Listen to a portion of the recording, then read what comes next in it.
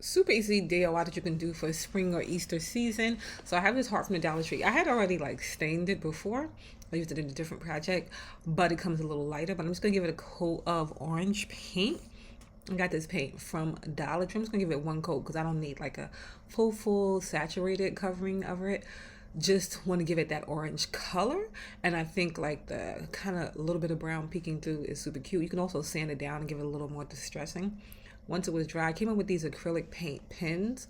I'm gonna come in with a white, and again, I'm just doing one coat. Again, you can go over it again, or you can just come in with some acrylic paint and a fine tip paintbrush and make these little circles. Or you don't have to make the circles. You can also do little black like ridges and stuff like that. You know how the carrots look when they have the ridges.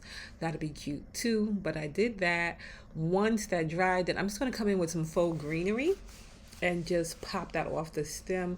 And you can staple this down. I'm gonna glue mine down though. I'm just gonna do two. You can do it on both sides too, especially if you're gonna have this like double sided. You can do both sides of this so that you know whichever way you're looking at it from, you'll see the greenery and stuff like that, and the other side won't have that hole exposed.